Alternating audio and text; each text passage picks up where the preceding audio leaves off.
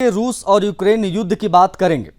एक ऐसे मोड़ पर यह पहुंच चुका है जहां जंग सिर्फ मोर्चों पर नहीं बल्कि शहरों के आसमान में भी लड़ी जा रही है। मिसाइलों के बाद अब ड्रोन इस युद्ध का सबसे बड़ा हथियार बन चुके हैं और इस पर यूक्रेन के ड्रोन ने रूस के उस शहर को निशाना बनाया जिसे रूस की शान, उसकी आर्थिक राजधानी और बाल्टिक सागर का सबसे बड़ा रणनीतिक केंद्र माना जाता है। रूस के दूसरे सबसे बड़े शहर सेंट पीटर्सबर्ग पर बीती रात बड़े पैमाने पर ड्रोन हमले हुए। रूसी अधिकारियों का दावा है कि यह हमला यूक्रेन ने किया है। दावा यह भी है कि बाल्टिक सागर के किनारे मौजूद एक अहम तेल टर्मिनल तक इस हमले की आंच पहुंची। अगर यह दावा पूरी तरीके से सही साबित होता है तो इसका मतलब साफ है कि यूक्रेन अब रूस के उन इलाकों तक पहुंचने की कोशिश कर रहा है, ड्रोन पहुंचा रहा है जिन्हें अब तक अपेक्षाकृत सुरक्षित माना गया था। आखिर सेंट पीटर्सबर्ग पर हमला क्यों हुआ और क्यों अहम है? रूस ने क्या दावा किया? क्या ऊर्जा ढांचे को निशाना बनाया गया और क्या यह हमला आने वाले दिनों में युद्ध को और भयावह बना सकता है? विस्तार से समझते हैं। रूस के अधिकारियों के मुताबिक शनिवार तड़के सेंट पीटर्सबर्ग और उसके आसपास के लेनिनग्राद क्षेत्र पर बड़े पैमाने पर ड्रोन हमले हुए। शहर के गवर्नर अलेक्जेंडर बेगलोव ने इसे लार्ज स्केल ड्रोन अटैक बताया। हालांकि उन्होंने ये तक बताया कि कुल कितने ड्रोन आए, कितने मार गिराए गए और कितने अपने लक्ष्य तक पहुंचने, लेकिन स्थानीय मीडिया रिपोर्ट में दावा किया गया कि शहर के ऑयल टर्मिनल इलाके में आग लग गई। सेंट पीटर्सबर्ग कोई सामान्य शहर नहीं है, यह रूस का दूसरा सबसे बड़ा शहर है। करीब 60 लाख लोगों की आबादी वाला यह शहर रूस की समुद्री अर्थव्यवस्था का अहम केंद्र माना जाता है। बाल्टिक सागर के रास्ते यहां से तेल, गैस और अन्य सामान दुनिया के कई देशों तक पहुंचते हैं। ऐसे में अगर यहां के तेल ढांचे को नुकसान पहुंचा तो उसका असर केवल रूस तक सीमित नहीं रहेगा बल्कि वैश्विक ऊर्जा बाजार भी इसकी आहट महसूस कर सकते हैं। सबसे चौंका देने वाली बात यह है कि सेंट पीटर्सबर्ग यूक्रेन के नियंत्रण वाले क्षेत्र से लगभग 900 किलोमीटर दूर है। यानी यह हमला केवल एक सैन्य कार्रवाई नहीं है बल्कि लंबी दूरी तक मार करने वाली यूक्रेनी डोर क्षमता का भी संकेत है। पिछले कुछ महीनों में यूक्रेन ने बार बार यह दिखाने की कोशिश की है कि वो रूस के अंदर मौजूद सैन्य और ऊर्जा ठिकानों तक पहुंच सकता है। हालांकि ये पहला मौका नहीं है जब सेंट पीटर्सबर्ग को टारगेट किया गया।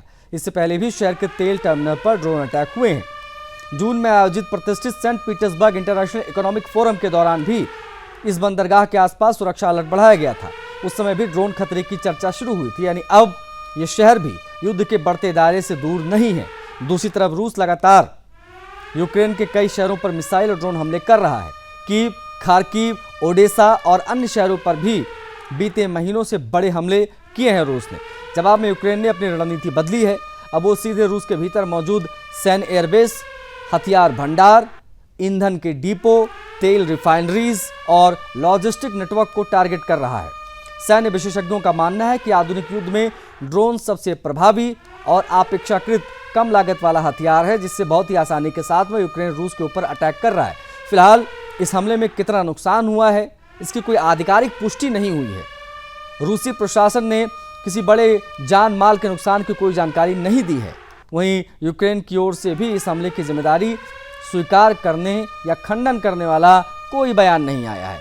युद्ध के दौरान दोनों पक्ष अक्सर इस तरीके के बयानों पर तुरंत टिप्पणी करने से बचते हैं, लेकिन इस हमले ने एक बार फिर से साफ कर दिया है कि रूस यूक्रेन युद्ध नई दिशा में बढ़ चुका है। जिन लोगों को ये उम्मीद थी कि रूस यूक्रेन युद्ध समाप्त हो जाएगा, वो समाप्त होता नहीं दिखाई दे रहा है। 3 साल से ज़्यादा का समय हो गया है, युद्ध लगातार जारी है, एक दूसरे के ऊपर अटैक लगातार हो रहे हैं। लेकिन इस बार जो तरकीब यूक्रेन ने अटैक की अपनाई है वो कहीं ना कहीं इसको और ज़्यादा भड़का सकता है।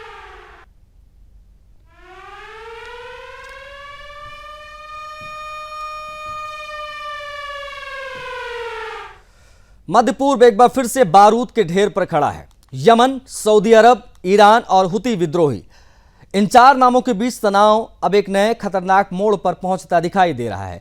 लेकिन जिस जंग को दुनिया कुछ समय से सीमित मान रही थी, अब उसके फिर से भड़कने के संकेत मिलने लगे हैं। सऊदी अरब के नेतृत्व वाले सैन्य गठबंधन ने हुती विद्रोहियों को ऐसी चेतावनी दी है जिसने पूरे पश्चिम एशिया की सियासत और सुरक्षा समीकरणों को हिला दिया है। गठबंधन ने साफ शब्दों में कहा है कि अगर सऊदी अरब को निशाना बनाने या यमन की संप्रभुता का उल्लंघन करने की कोई भी कोशिश हुई तो उसका जवाब अभूतपूर्व ताकत और पूरी दृढ़ता के साथ दिया जाएगा। यह चेतावनी ऐसे समय में आई है जब हूती विद्रोहियों ने हाल ही में सऊदी अरब के खिलाफ तीखे बयान दिए। इतना ही नहीं, लगभग 10 साल बाद पहली बार ईरान का एक नागरिक विमान हूतियों के कब्जे वाली राजधानी सना में भी उतरा है। इस घटनाक्रम ने यह सवाल खड़ा कर दिया है कि क्या ईरान और हूतियों के रिश्ते अब खुलकर एक नए दौर में प्रवेश कर रहे हैं? क्या पश्चिम एशिया में एक और बड़ा सैन्य टकराव दिखाई दे रहा है? और क्या लाल सागर से लेकर खाड़ी तक तनाव और बढ़ सकता है?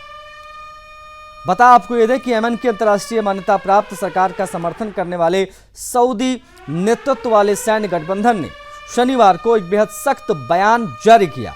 गठबंधन के प्रवक्ता है मेजर जनरल तुर्की अल मालिकी। उन्होंने कहा कि सऊदी अरब की सुरक्षा और यमन की संप्रभुता के खिलाफ किसी भी कार्रवाई को बिल्कुल बर्दाश्त नहीं करेंगे।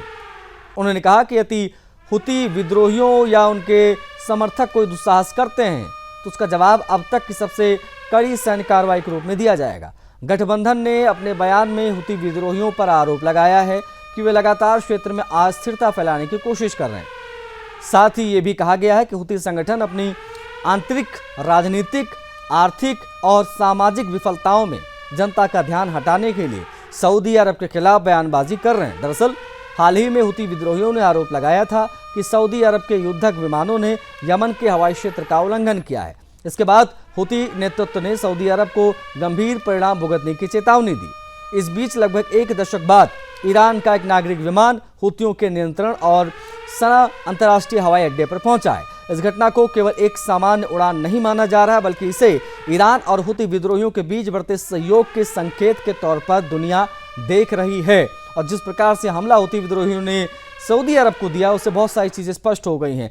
अब सऊदी गठबंधन का कहना है कि हूती विद्रोही केवल यमन तक सीमित खतरा नहीं है, उन पर कई बार सऊदी अरब के शहरों, तेल प्रतिष्ठानों, एयरपोर्ट और सैन्य ठिकानों पर मिसाइल और ड्रोन हमले करने के आरोप लग चुके हैं। इन हमलों के कारण पहले भी क्षेत्र में तनाव चरम पर पहुंचा है। पिछले कुछ वर्षों में लाल सागर भी संघर्ष के एक नए मोर्चे के तौर पर दिखा है। हूती विद्रोहियों ने कई बार अंतर्राष्ट्रीय समुद्री मार्गों पर चलने वाले जहाजों को टारगेट किया। इसके चलते वैश्विक व्यापार प्रभावित हुए, कई शिपिंग कंपनियों को नुकसान पहुंचा। इस समुद्री परिवहन की लागत बढ़ी है, इससे अंतर्राष्ट्रीय आपूर्ति श्रृंखला पर भी इसका असर पड़ा है। अब जब ईरानी विमान के सना पहुंचने और हूती विद्रोहियों की नई धमकियों के बाद सऊदी गठबंधन ने अभूतपूर्व ताकत से जवाब देने की बात कही है, तो इस संकेत साफ है कि क्षेत्र में सैन्य तनाव फिर से तेजी से बढ़ सकता है। रक्षा विशेषज्ञों का मानना है कि यदि किसी भी पक्ष ने सैन्य कार्रवाई की तो इसका असर केवल यमन तक सीमित नहीं रहेगा। इसका प्रभाव पूरे खाड़ी क्षेत्र, लाल सागर, ऊर्जा आपूर्ति और वैश्विक तेल बाजार पर भी पड़ सकता है। फिलहाल सऊदी गठबंधन पूरी तरीके से सतर्क है, सुरक्षा व्यवस्था मजबूत कर दी गई है और किसी भी संभावित खतरे से निपटने की तैयारी की जा रही है। दूसरी ओर हूती विद्रोहियों की ओर से भी लगातार आक्रामक बयान सामने आ रहे हैं। ऐसे में दोनों पक्षों के बीच तनाव कम होने के बजाय बढ़ता दिख रहा है। सबसे बड़ा सवाल अब यह है कि क्या ये केवल चेतावनी है या फिर किसी बड़े सैन्य अभियान की भूमिका है? क्या ईरान और हूतियों की बढ़ती नजदीकियां पश्चिम एशिया में एक नए संघर्ष को जन्म देंगी? और क्या लाल सागर एक बार फिर से वैश्विक तनाव का सबसे बड़ा केंद्र बनने जा रहा है? फिलहाल इतना तय है कि पश्चिम एशिया की राजनीति एक बार फिर से बेहद संवेदनशील दौर में पहुंच चुकी है। सऊदी अरब की कड़ी चेतावनी, हूती विद्रोहियों के तेवर इस बात का संकेत है कि आने वाले दिनों में हालात और गंभीर आपको देखने को मिल सकते हैं। हूतियों को सऊदी गठबंधन की जो खुली चेतावनी दी गई है, हर हमले का अभूतपूर्व जवाब देने की जो बात की गई, इससे बहुत सारी चीजें स्पष्ट हो गई हैं कि ये युद्ध किस दिशा में बढ़ रहा है।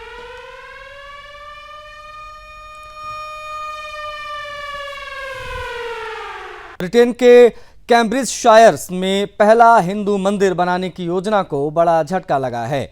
साउथ कैम्ब्रिजशायर डिस्ट्रिक्ट काउंसिल ने जिस जमीन पर हिंदू समुदाय का मंदिर बनाना चाहता था, वो जमीन हिंदू संगठन को देने के बजाय चर्च के नेतृत्व वाले एक दूसरे प्रोजेक्ट को 999 साल की लीज पर देने का फैसला किया है। इस फैसले के बाद स्थानीय हिंदू समुदाय में गहरी निराशा है।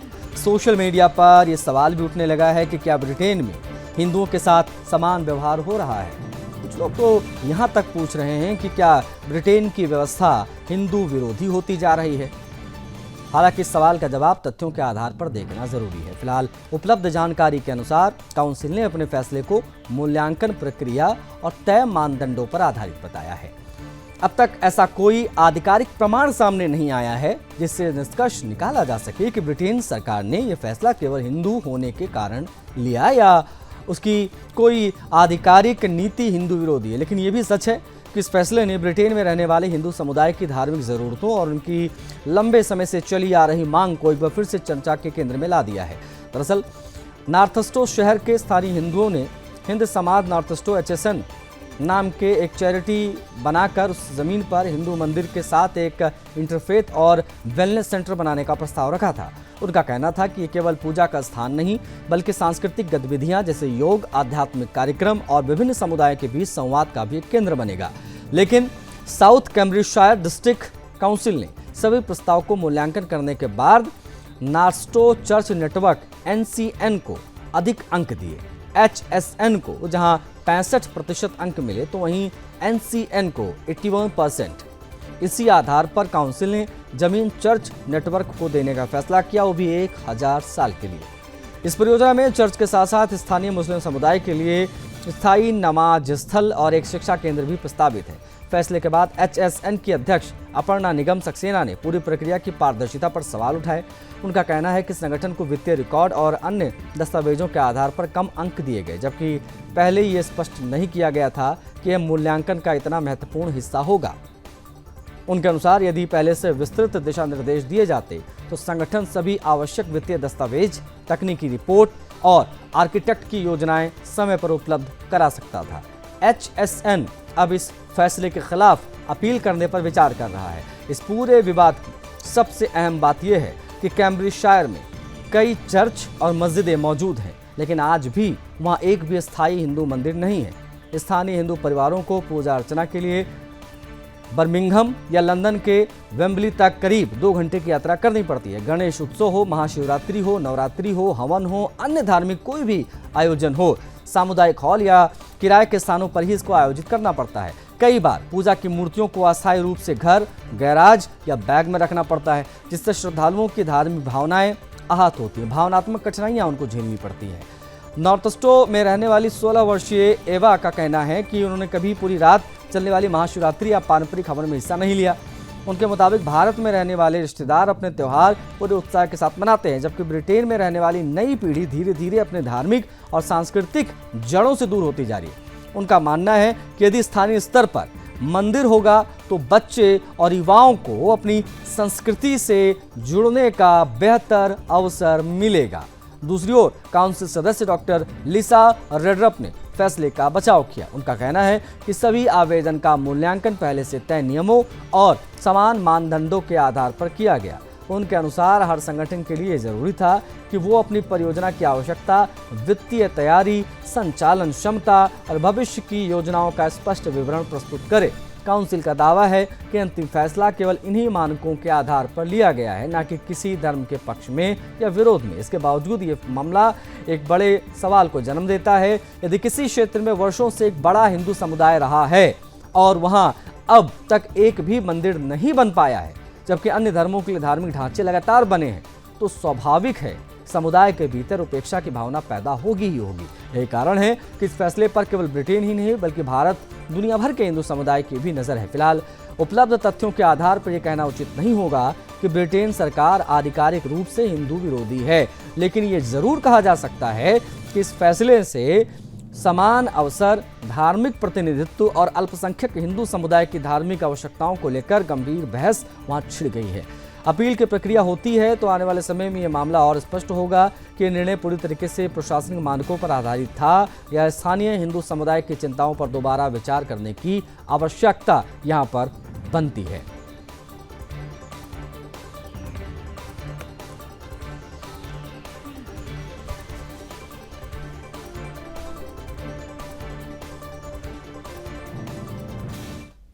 पाकिस्तान एक बार फिर से अंतर्राष्ट्रीय मंच पर तीखी आलोचनाओं को झेल रहा है। इस बार सिंगापुर के पूर्व राजनयिक और अनुभवी रणनीतिक विश्लेषक हैं बिलाहरी कैसिकन। इन्होंने कड़े शब्दों में पाकिस्तान को घेरा। इंटरनेशनल रिपोर्टिंग फेलोशिप कार्यक्रम के दौरान पाकिस्तानी पत्रकार द्वारा पूछे गए सवाल के जवाब में कैसिकन ने पाकिस्तान की नीतियों, नेतृत्व और शासन व्यवस्था पर खुलकर टिप्पणी की।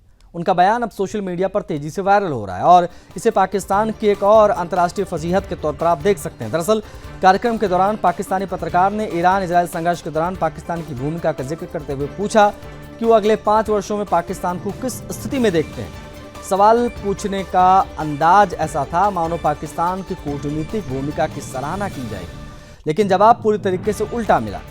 बिलाहरी कौशिकन ने स्पष्ट तौर पर कह दिया, भले ही पाकिस्तान ने ईरान इजराइल युद्ध के दौरान कुछ सक्रियता दिखाई हो, लेकिन इससे देश की मूल समस्याओं का समाधान नहीं होगा। उन्होंने कहा कि इस तरीके की गतिविधियों से पाकिस्तान की जनता का पेट नहीं भरने वाला। उनका कहना था कि जब तक पाकिस्तान अपनी आर्थिक, अपनी प्रशासनिक और राजनीतिक चुनौतियों का गंभीरता से समाधान नहीं करेगा, तब तक वो एक स्थिर और सफल राष्ट्र बनाने के बजाय लगातार विफलता के खतरे से घिरा रहेगा। पूर्व राजनयिक ने पाकिस्तान के परमाणु शक्ति की भी बात की, बेबाक टिप्पणी की। उन्होंने कहा कि दुनिया पाकिस्तान को मुख्य रूप से इसलिए गंभीरता से लेती है क्योंकि उसके पास परमाणु हथियार है। यदि उनके पास परमाणु हथियार ना हो तो वैश्विक समुदाय की उसकी और उतनी चिंता या दिलचस्पी नहीं होती। कोई नहीं पूछता पाकिस्तान को। ये टिप्पणी पाकिस्तान की अंतर्राष्ट्रीय छवि पर सवाल खड़े करने जैसा है। कार्यक्रम में पाकिस्तान की भौगोलिक स्थिति को लेकर भी सवाल पूछा गया। पत्रकार ने कहा कि भारत और अफगानिस्तान जैसे पड़ोसी देशों के कारण पाकिस्तान को कोई सुरक्षा और रणनीतिक चुनौतियां झेलनी पड़ती हैं, कई झेलनी पड़ती हैं। इस पर कौशिकन ने दो टूक जवाब दिया और कहा कि पाकिस्तान की सबसे बड़ी समस्या उसके पड़ोसी देश नहीं है, बल्कि उसके अपने नेता, उसकी अपनी नीतियां हैं। उन्होंने कहा कि समय समय पर हालात बेहतर दिख सकते हैं, लेकिन जब तक आम नागरिकों के जीवन में वास्तविक सुधार नहीं होगा तब तक ऐसे दावे अर्थहीन रहेंगे। उन्होंने आगे कहा कि पाकिस्तान अपनी हर समस्या के लिए केवल भौगोलिक स्थिति को जिम्मेदार नहीं ठहरा सकता। उनके अनुसार ये रवैया वर्षों से जिम्मेदारियों से बचने का एक बहाना है। उन्होंने कहा कि पाकिस्तान का शासन तंत्र लंबे समय से कमजोर रहा है और वर्तमान परिस्थितियों में भी कोई ठोस सुधार की गुंजाइश दिखती नहीं है। उनका मानना है कि चाहे राजनीतिक नेतृत्व हो या सैन्य प्रतिष्ठान, यदि नीतियों में बुनियादी बदलाव नहीं किए गए तो समय, संसाधन और अवसरों की बर्बादी जारी रहेगी। पाकिस्तान को लेकर ये कड़वी सच्चाई अब सामने रख दी गई है और वैश्विक मंच पर एक बार फिर से पाकिस्तान की किरकिरी बड़े पैमाने पर दिखाई दी है, क्योंकि पाकिस्तान में आतंकवाद और तमाम चीज़ें पाकिस्तान को अंदर ही अंदर खाई जा रही है और उसको लेकर खुलकर बात नहीं होती है। पाकिस्तानी पत्रकार को उम्मीद थी कि कुछ तारीफ में कसीदे पढ़े जाएंगे कि इजराइल, अमेरिका को और ईरान के बीच में युद्ध चल रहा था, उसको पाकिस्तान ने रुकवाया, लेकिन जो राजनायिक ने कहा उसने पाकिस्तान को एक्सपोज कर दिया।